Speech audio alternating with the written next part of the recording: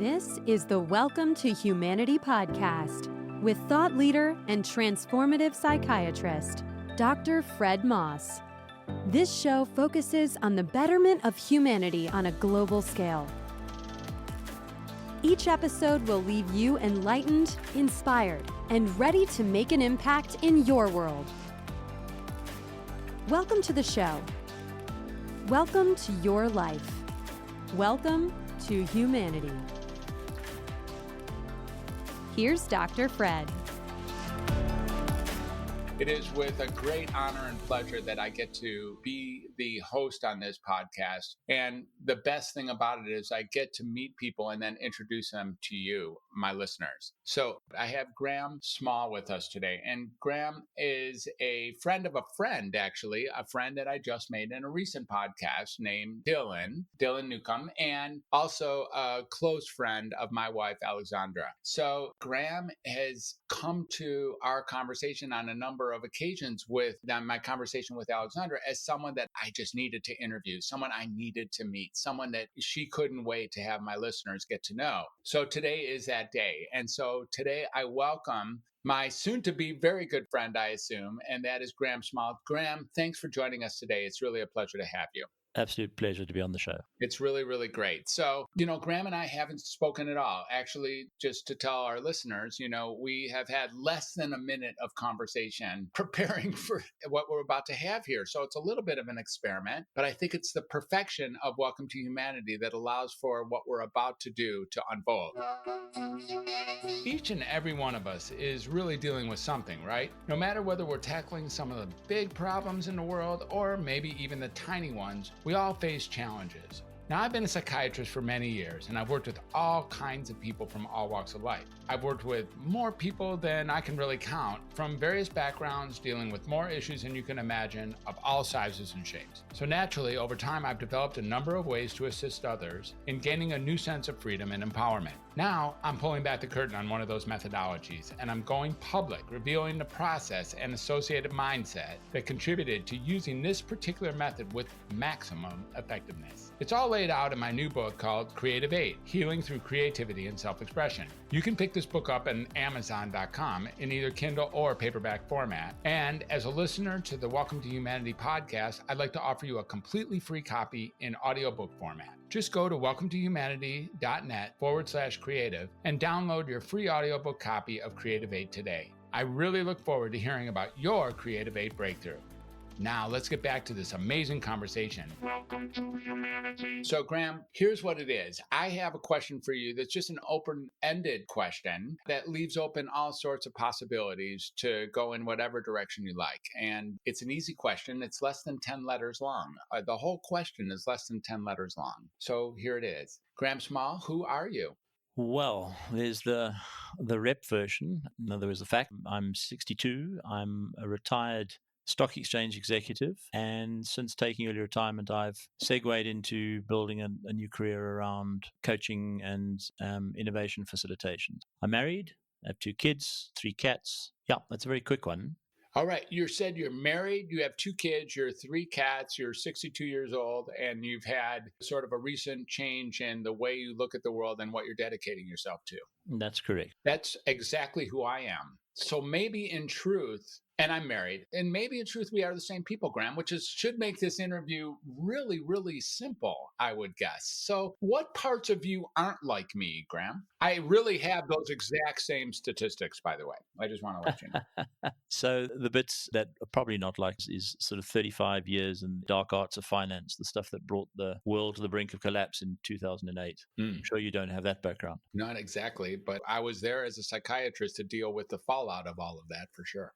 I'm sure. There certainly was a lot of it at the time. In fact, I got very disillusioned about a world I was very fascinated about for much of my career at about that time, and started to think about doing other things. So is it too painful, or is it not worth going to, or can you just share with us a little bit about the source of this disillusionment, and maybe on the backside of that, the transformation you went through to leave yourself where at least I think you're now finding some value in who you get to be? Yeah, absolutely. So I think, the financial markets is like one massive casino. and in many respects is rigged against the small guy particularly. And it's a system that continues to extract vast amounts of value. And sometimes I wonder how much it leaves behind for some people. And it was on that basis that I started to question a lot of things about the way the world operated in business, capitalism at its core. Some of the aspects of that also I started to think about and call into question. And yeah, but it's interesting. That was 2007, 2008. I had another 10 years of that before I finally jumped ship, partly because I was a floundering executive at an organization and I chose to take an exit. And since that time, what I've been doing is kind of paying attention to myself and figuring out how I work. And I think I've got a better understanding of that. And hopefully what I'm going to be doing from here on out is seeing whether what I've learned about myself can help others. So when you talked about the 10 years, that's the years between 2008 and 2018? Is that what I'm hearing? Correct. Yeah. So I see. And now in the last 2 years, there's been some sort of like epiphany or some sort of real change in direction, some sort of transformation that has you focused in an entirely new way of being.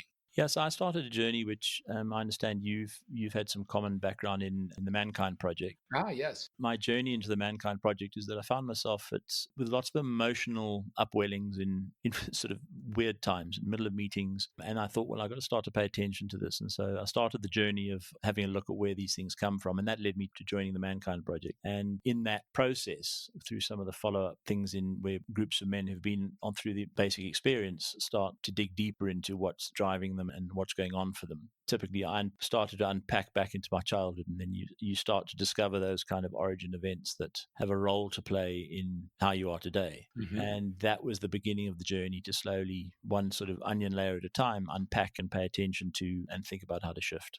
So the 10 years between the crash and when you finally decided that it sounds like you reached a point where you had enough, or you're really willing to trade in, speaking of casinos, like you're willing to fold or go all in and lose, or, like risk it all, like alter the direction to create a lifestyle that is actually aligned with who you know yourself to maybe be, or who you know yourself to have been and not have been satisfied perhaps. Yeah. What's interesting, I find, one of the things that I paid attention in looking at the new direction that I'm taking, one of the sort of deeper questions I was asking myself is, what do I do with the 35 years of hardcore finance stuff? And what does that have to say about who I am today and who I am moving forward? And what I found interesting is that the career I had has always been somebody who's kind of wanted to be a teacher at heart and teach others about stuff. And so I'm just shifting the subject that I'm teaching. So where previously the work I was doing was around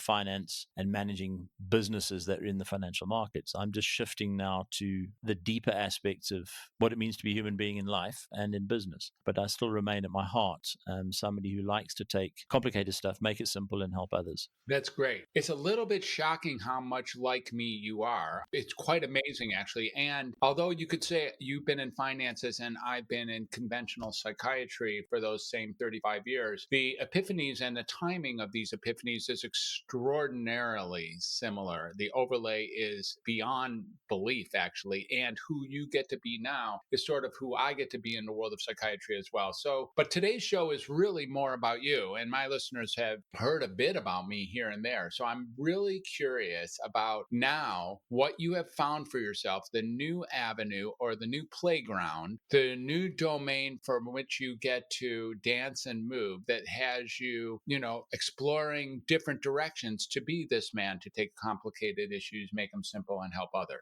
Where are you now? Like, what happened since 2000? What are the things that you're now exploring specifically?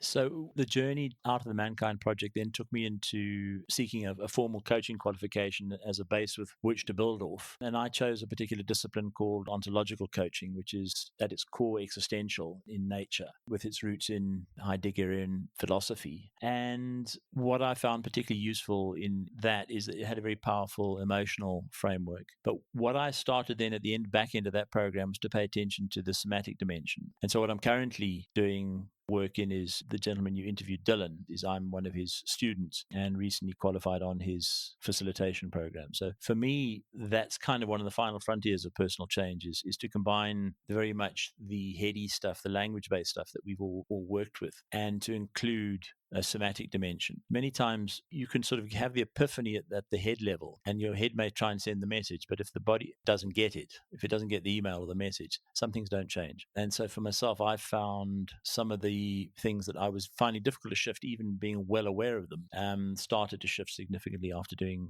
somatic type work. Beautiful. And how long have you been involved with Uzazu? I started as a total newbie at the beginning of with Alexandra, your wife, and finished the program a couple of weeks ago.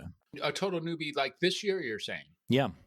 Wow. Wow. Okay. Am I correct in assuming that this isn't the only somatic direction you had taken since 2018? There must have been others that you explored as well. Yeah, so the Mankind Project has sort of a somatic, doesn't have really a somatic framework, but it does use body-based work. Yes, it does. And I did Amanda Blake's The Body is Your Brain course, just to sort of get a deeper scientific understanding of some of these things. And I was attracted to Dylan Newcomb's work because of I'm an engineer by background, so I like the particular structure and approach that the model that he had, because that's what I'd been struggling with up until that point. Is a lot of the somatic work was very free form, kind of you needed to bring out the inner magician to get some of it to work. And I was looking for something that was more kind of digestible by people who are not naturally somatic. And I'd only really started to get involved in this, at the age of 60. And so, like a lot of men, I was kind of numb from the neck down. So body-based work wasn't natural to me. And Dylan's framework gives you an excellent entry point and a language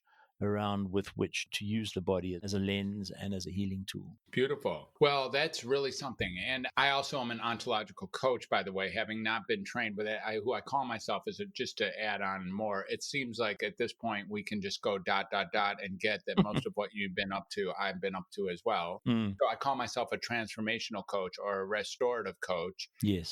But and we both know that I'm also very deep in another area of life that at least you're exploring in the Heideggerian or Werner Erhardt's work and the work of transformation ontologically. Now, you have not done landmark work as far as I know. You've done most of your work sort of around and on the side of landmark, you never did EST or any of that work before? No, I'm not aware of it being done in this part of the world. In South Africa, maybe, but I certainly hadn't come across it. And I came across it, I bumped into Werner's work through searching for, when I was doing the ontological program, looking for additional framework in the ontological space. And at that time, Werner had put together the work around a leadership model based on Michael Jensen. That's Michael correct, Jensen. yeah. Uh-huh. And they published a lot of, really put all the stuff out there, and I found it particularly powerful and interesting. And so therefore I started to want to dial in and pay attention to who Werner was, what his background was, and what he had done. So I read some of the stuff around the S program, and then I came across the recent book, Speaking Being, which kind of almost takes you a step-by-step process through a landmark forum session from about late 90s, I think. Mm-hmm. And that resonated with me because of the parallel in that book. They have a very interesting approach. So on the one side, they walk you through what happens in the program. And then alongside that, they do an interpretation and about how Werner is looking at the world when he's doing that piece of work. And I was looking to extract the Heidegger-based stuff because he's a particular turgid and difficult philosopher to pay attention to. So I was trying to find some additional material that could help me understand him better. And I found that particular book particularly useful in that context. So I think my friends, and I have probably a handful of people who are listening to this podcast right now, who are friends that I know from Landmark Education directly. Yes. Most of them are the Speaking Being as a way to get Werner's work. And then, on the side, you have Heidegger. And it seems to me that you might have picked up Speaking Being as a way to get Heidegger's work. And on the side, you get sort of Werner delivering ontologically Heidegger's work and giving some form to something that's really difficult to create form around. That's amazing. Yeah, to read his work directly I think is quite tough. And so looking for people who are kind of translators and then looking for the underlying message. So I found that useful. Really, really beautiful. Thank you. Now, let's go off back into a little bit into your personal life. And I'm going to take a leap here. I have Desposito, Valentino, and Winston, my 3 character feline beings that live with us and pretty much run the show. I even had a little bit of a litter box crisis that I needed to take care of today. and had to feed them. And, but it's more than that, right? And when you have cats, you have access to another realm of being. I really mean that. And neither of us were prepared to go down this particular pathway. And let's see if we can keep it rich and exciting. But, for me, these are difficult times. And I suppose they're not any that much more difficult than times have always been. But these are difficult times. And I get to look at these cats or be with these cats or hold the cats or watch the cats or just, wonder about them. And each of them are actually totally different than each other. And they work together so well. I mean, they work together so well, Graham. No human has ever worked as good as these three cats work together on a bad day. Yeah. On a bad day. No human has ever chilled as well as any of these three cats are chilling on a bad day. Yeah. It's like unbelievable. And it creates what's possible for me in the realm of what it means to be human. Yeah. Like I must see that as a potential human trait, otherwise I wouldn't be able to translate it. It's like, how do they get it? Like, I want what they have. What kind of transformation would I have to go through to be able to be as relaxed as Valentino is when he quietly turns over to allow me to scratch his back, to, in fact, invite or even nearly force me to scratch that warm, fuzzy belly of his? What is that? How do your cats play a role in your life if you're three cats? Yeah, so we got two Burmese half sisters. They've got the same mother and different fathers. And as you say, they're very, very, very different from each other. And they've sort of split loyalties. The one goes with my wife and the one is sort of more my cat. But the way they have played a part in my life is in the journey through Uzazu, there's one of the particular body positions that we work with, which is cradle, which is about self-kindness and mindful compassion for self. And I think one of the areas of my life that with some strengthening was that particular area. It was inner experience stuff. So I find it difficult to take positive feedback from people. And so when working with Dylan, we talked about using the cats as a metaphor and a proxy for doing some of that work. So during the lockdown period, that's the way, one of the parts that our cats have played in our life. But I'm always cognizant of that statement, that dogs have owners and cats have staff. That's about right. I work for my cats. It's the way it is. Yeah. And really, at any given moment, I'm kind of always afraid that I might get fired or there might be a mutiny or, they might just take over. I wake up in another city or something like that. Yeah. They really are. They're a spectacular form of being. And as they're so pleasant to the eyes and they make you laugh and make you smile. And, the wrestling they do is really fun to watch with each other, right? You say, I'm sorry. Now I thought you said three, but now you said two Burmese. Is it two or three that cats you have out? My son has a stray that is his cat. So he's got one of those big black fluffy cats. So he has one, I have one. Okay, good. Yeah, so in the wrestling, they go through those things where they tear each other down to the ground and use their back hind legs to at least appear to look like they might be scratching eyes out or, and it's never anything but play. Yeah. No one walks away injured in those wrestling matches. And, and then they sleep together moments later if they choose to. Yeah. And, but they will attack each other like even humans don't know how to fight like that with that level of fun play and ease that exists between cats. It's just extraordinary. All the new sort of reality realms that they shine a light on as being possible, right? Yeah. And they're also, I think all animals as sentient beings of a different type, great models and metaphors for how to live in the moment. Exactly. And I think it's one of the challenges we have as humans is that we dwell on the past or get anxious about the future. Mm-hmm. And for cats particularly, it's always in the zone, in the moment, on what they feel like doing. Yeah, I have an exception to that. We have our youngest one is named Winston, and he's, he had some characteristics of being sketchy, and, he only trusts himself for so long, being trusting a human, maybe 8 or 10 or 15 seconds at the most. And then he sort of realizes that he's probably in a precarious position and needs to run away very fast. Or I'm a big man, I'm, 6'3", and sometimes he'll see me and I'll just look at him from across the room and he'll get something like, oh, you have some nefarious ideas for me, Fred. And it's not going to work. So I'm out of here. I'm out of here right now. Yeah. And, when he does that, Graham, I'm like, oh, you have a past-based conversation going here.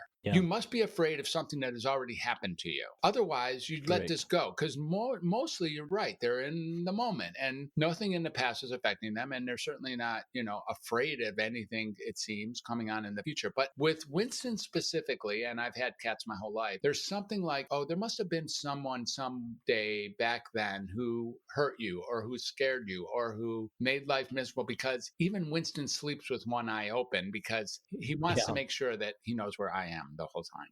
Yeah. What do you say to that? Yeah, I mean, I suppose it points to we have exactly the same challenge as human beings. We have bits of our past that we honestly think we've forgotten about, but yet they're kind of psychosomatically still part of us and at times run the show. I suppose that's one of the things that makes us different as humans, is that we can become aware of that and start to pay attention to its influence on how we're showing up, and then start to figure out whether it's something you want to work on shifting. Exactly. Yes.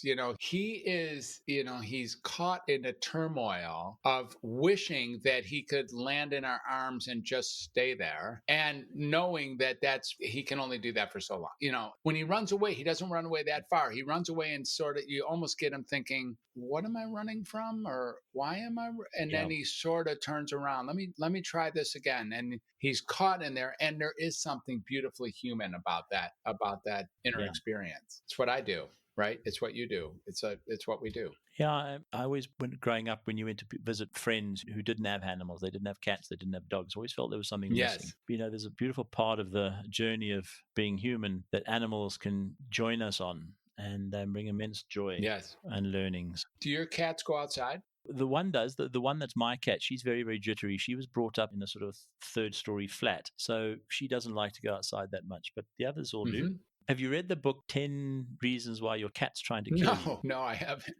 Somebody's written a short book. So, for example, one of them is when they're not bringing you gifts, the dead lizard or the dead bird. Yeah. They're bringing it as a warning. As they drop it and look up into your eyes. That's funny. That's great. How about your children, Graham? Tell me a little bit about them. How old are they? I have a daughter who's 23, and she's just finished a degree called occupational therapy and currently doing what's called community service. Once you qualify in the medical fields here, you spend time doing community service. So she's just finishing that this year. In Johannesburg? She's out in what we would call a rural area. So South Africa, one of the areas that's sort of far away from the big cities, living in a house by the beach and working in a small rural hospital that is horribly under-equipped, and you get to these peripheral parts of society where benefits are just not available. So she's doing it out there, and she's got another year to go. My son's at home here. He's at university studying engineering. His passion is games, game design, and gaming. So that's probably a direction he's going to take. So that's chip off the old block a little bit with respect to going to engineering school. Yes. Engineering was the wrong choice for me way back. Yeah, so I did 5 years as a chemical engineer, and then realized it was not the career I wanted. Yes. So that's how I segued into the financial markets at the time, which seemed to engineers that got tired of being engineers and didn't want to be bosses. A lot of them segued into roles in financial markets, which is sort of the mathematical side of things. Let's get back to another thing that you spoke of, which is living a meaningful life. There was something going on while you were in the financial market. And, it seems like you had a life of being a dad. And so you had probably a split life, right? You had a life of being a husband and a father, for which there was some meaning being generated. There was some capacity to appreciate who you were as a person. There was some capacity to be appreciated for something that you loved doing in the world of at least being the man in the family, the father and the husband and the owner of pets, perhaps. Yes? Yeah, and look, I mean, a career in the markets was very lucrative. There's distinct benefits from it. I mean, my disillusionment was largely around the way the system works. As an engineer, sort of going into the markets, why did I choose a career in that direction? Possibly because my sort of mathematical orientation, and that's a subject that really interested me. And the financial markets are a really interesting place if you're interested in mathematics and how systems work. So that's what fascinated me in the initial period. I was a trader in my life, parts of it where you taking the casino house money and playing with it. In the long run, that didn't suit me because the concept of waking up all hours of the night and worrying about whether you're making or losing money. Yeah. I didn't like. So then I retreated into more managerial and what I call risk management roles, which is a very perverse career. Because if you're a risk manager, you build a sandpit for other people to play in where they make lots of money, and when they blow it up, you have to explain why. But it's a career that keeps you close to the game, so to speak. So it was, for many, many years, was really, really interesting, and I was fascinated by it. But when I looked at the sort of hidden incentives in the system and the way that the big system worked, I didn't like it anymore. And that thought that you didn't like it anymore, that happened 12 years ago, yes? It started to happen then. Then I shifted roles from sort of the trading community to the bank dealing rooms community to work for the stock exchange, which was also an interesting business, but was less involved in, and is a very important piece of infrastructure in the financial market. So it was a kind of another few years of learning that. And it was also an executive role, a switch from being a specialist into an executive role. So that's why I kept going, because I thought I'd been a specialist most of my life and wanted to make the switch across to being a leader and a manager. And it's one of the areas that I really struggle with, is shifting from being a advisor, consultant, translator, but largely being an individual expert, into a role where you're a manager of, no longer just a manager of self, but manager of others and leading them. And it's a fundamentally different way of being. And I struggled at times. And that's been the journey over the last few years, is to unpack what was going on for me in that difficulty. And then it's one of the directions of travel going forward, is try and help people who are making career shifts from either totally or making career shifts out of being a technical specialist into being a leader. So I believe I have a background and new learnings that can be of use to others.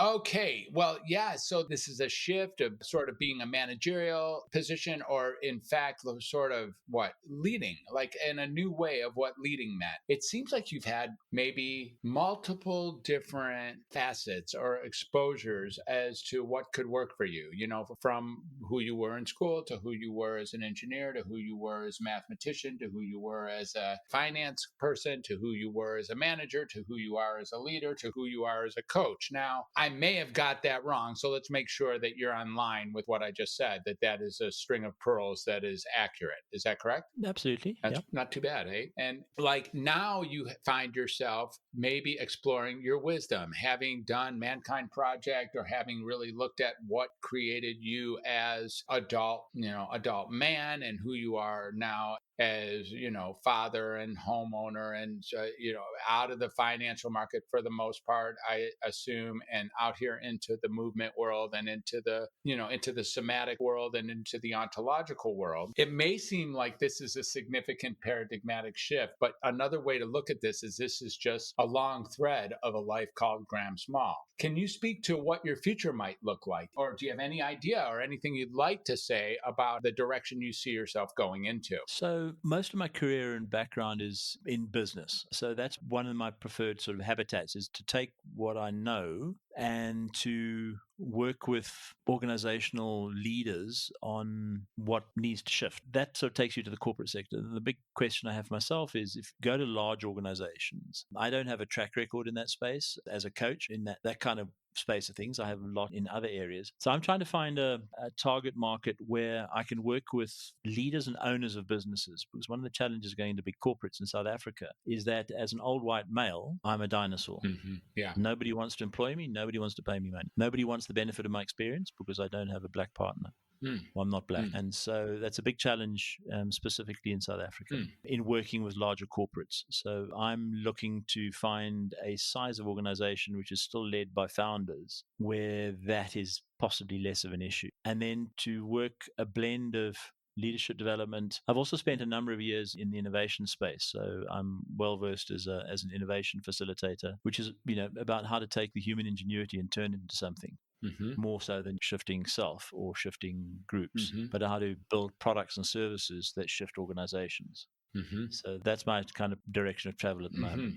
By the way, just in the world of, the overlay between me and you, I also started college as an engineer and lasted I went to the University of Michigan College of Engineering out of high school. For different reasons. I didn't even know what an engineer was. I just had it that an engineer was the guy on the back of a train, but he needed to know math. And so, I was a good mathematician, and that was going to get me into the college of my choice. So it really had no chance of truly working as a as a Yeah. profession, but it's an important piece of who I've then become is in the thinking process of what gets delivered when you start thinking with physics, when you start thinking with chemistry, when you start thinking with biology, when you start thinking with, that level of sort of systematic delivery, analyzing and then putting pieces together that work. Yes? Yes. Yes. Yeah, and it brings us to this world of integrity, right? So, without integrity, nothing works. We have that saying here, and it makes sense. And then, in metaphorically, what's often used to describe that is a tire, for instance, with some spokes, and you Yeah. move away with the spokes, and it might last, but and then you move another spoke, and then it starts to wobble, and you move another spoke, and it's no longer even a useful tire anymore. Yeah. And this is an engineering metaphor, of course, aimed at exploring how integrity can work between humans, how integrity works with respect to word, etc. Any thoughts about that? Another word that's sort of thrown into the same mix is authenticity. So integrity and authenticity are not the same thing, but they go hand in hand. And as you know, in the forum, one of the first things they try and get you to do is be authentic in your inauthenticity, because being 100% authentic is impossible. It doesn't exist. And so integrity for me is about being careful in your commitments so that you're able to live up to them. And the hardest ones, of course, are the ones to live up to for yourself. Our public image and the way we handle commitments to others is sometimes managed very, very carefully. And then we very easily slip our own commitments to ourselves. So talk to me about that. First of all, when you talk about authenticity and commitments, say a little bit more about the commitments I make for myself or what the ones you make for yourself, and that these are the hardest ones. Say a little bit more about that. They're easy to let slip because nobody else is paying attention to them. Nobody knows that you made the commitment apart from yourself. And sometimes it's too hard, or life gets in the way, or you let it slip, and then you justify it. Right. When it's done with others, the consequences in both cases to not living up to your commitments. In commitments to others, there are knock-on consequences to others, but in not upholding your commitments to yourself, these are the damage we continuously do to ourselves over our lives. When we don't live up to our commitments with others, we can see the effect. It often comes back to bite us, but what we often don't see are those commitments to ourselves, long-term corrosive damage to us and our souls.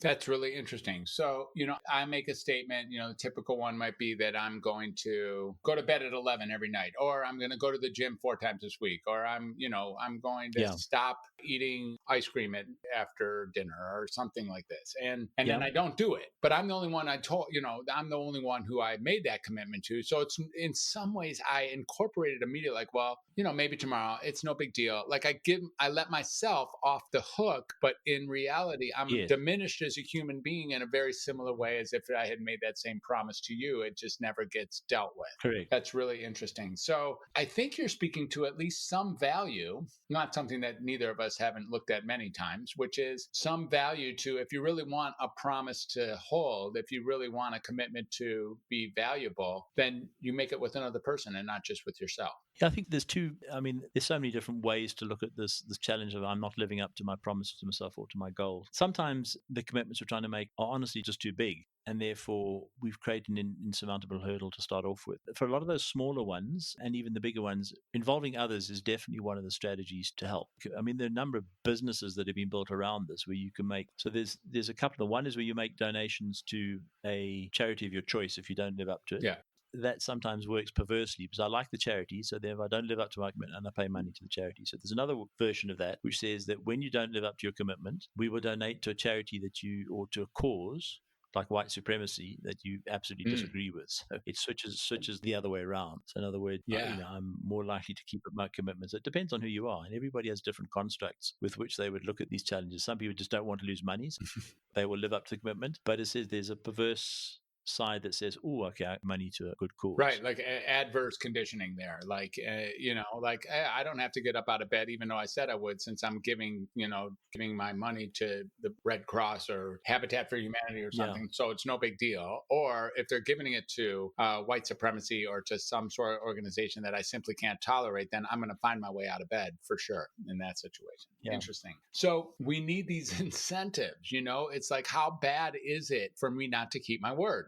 Do I need to have it that it's only my word, so who really matters? Oh, it's my word, and if I don't keep my word, someone's going to get hurt, or maybe that someone is me. I know that, Werner talks sometimes about if every time he doesn't honor his word, they cut off a finger. Yep. And, and the first time maybe you lose a finger, it's kind of a bummer. And then the second time, maybe you lose a finger and it's a little bit worse. But by the third time, you've kind of figured out that that isn't the way you want to go. So if you hold your word, like your word is, what's being counted on here is your finger, then maybe you have a higher regard for the promises that you make. Yeah. It's interesting, right? This adverse conditioning, in the world of agree and disagree, I have a hard time with it. I'm like, well, why do I need to be punished if I don't hold my word? I should be able to understand the value of my word the moment that I make it. But it seems to me, I guess, as humans, that we're not so good at that always. What's interesting is, that sometimes, where is the commitment arising from? So in respect of others, some of us have something that's going on for us where making promises to others validates us in some way. So in principle, we overpromise. So this is generalized in the caring professions, often generalized in terms of women, that a sense of some part of self is created through offerings to others, and we overcommit. And under those circumstances, it often makes it difficult to live up to everything you commit to.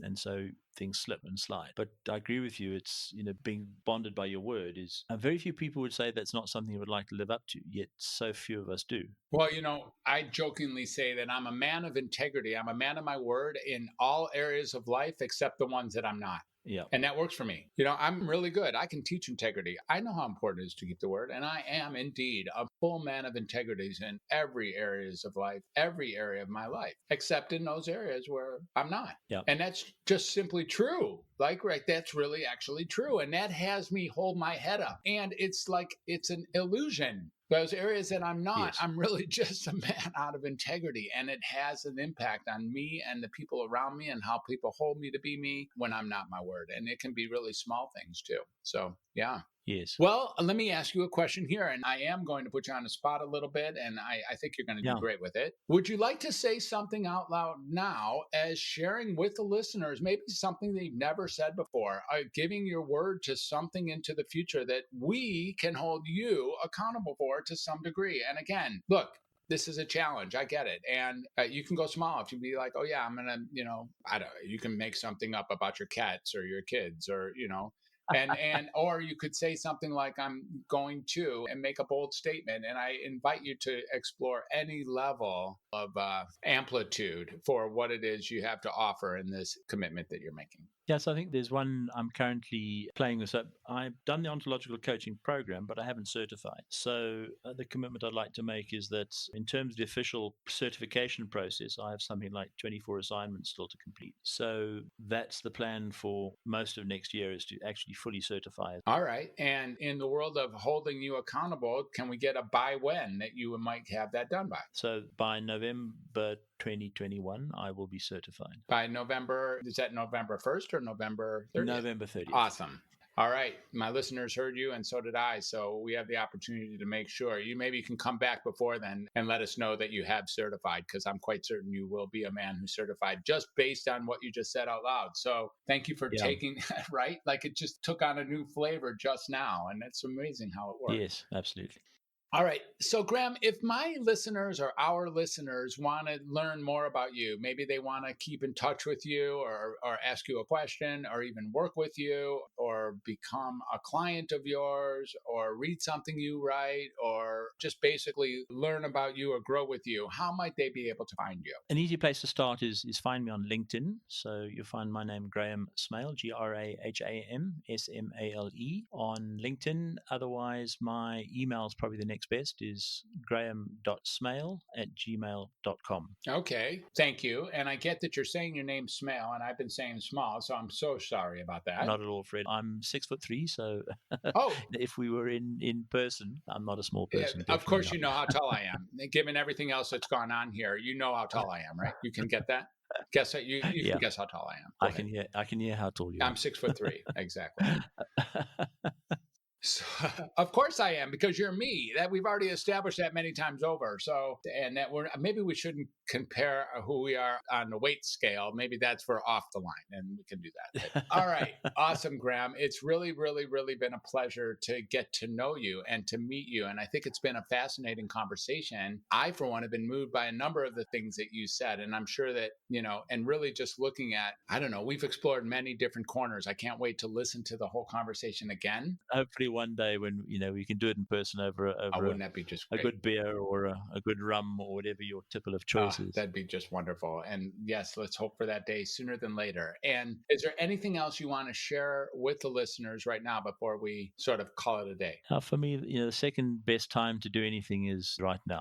So all of those out there wondering about when they should have done, when they did it, the second best time is right now. Whatever's challenge you're facing, start looking at it now. Beautiful. Terrific. The second best time to do anything is right now. That's just awesome. Thank you, Graham. Pleasure, Fred. All right. Well, listeners, thanks for hanging on and thanks for being with us. And I hope you enjoyed this as much as I think Graham and I did. We've had a great time today. It's been a pleasure introducing you and me to Graham Smale. And thanks for being exactly who you are. So as usual, we're going to bid you farewell. Have a great rest of the day, a great rest of your week, a great rest of the month, a great life, and really get that what we have here and everything that's going on is not only manageable, it's fundamental to being human. And folks, welcome to humanity. I'm Dr. Fred. I'm signing off for now. We'll catch you on the backside. Thanks for being here again. Bye for now. It was really great to interview Graham today. I mean, this is a man who reminds me of me so much. And it was such a beautiful opportunity to meet him from the ground up. Like, I really didn't know him. And then I got to meet him as a man in Johannesburg, South Africa, who's up to really making a difference in the world, but making a difference for himself on the ride. And who he really is as someone who's now like a movement specialist, someone who's a somatic specialist, who's gone through all the changes in his world. And what I really love about him is how dedicated he is to his family, to his wife, to his child, to his children, and to his cats. And so it was really great to meet someone who has so many of the same characteristics outwardly as me, and yet is really delivering in a world, finally doing something that really is making his heart sing in the world of somatic work. So how awesome was that? And maybe where you were listening, you thought of a person or two who really could benefit from them listening to this episode, and go ahead and reach out to them right now and invite them to listen and to subscribe to the Welcome to Humanity podcast. While you're at it, I'd like to ask you to subscribe to this podcast as well. It's a big favor that, would have a very huge impact on me and the program. So also, if you could take a moment to hit that subscribe button on your podcast, you'll get the latest episodes as they become available. Also, if you appreciate what we're doing here, just take about 5 minutes and leave a review on Apple Podcasts. Subscribes and reviews are the two major ways we can reach more listeners with the Welcome to Humanity podcast. And if these conversations that we have here contribute to your life, go ahead, pay it forward. Subscribe and leave a review. I would be truly grateful for your support. To catch up on the past episodes, I'll invite you to head on over to the welcometohumanity.net/podcast site, and there you can see the past episodes. And listen to any of them. They're all great. So until next time, this is Dr. Fred, and this has been another wonderful edition of the Welcome to Humanity podcast. Thanks for listening. Have a beautiful day.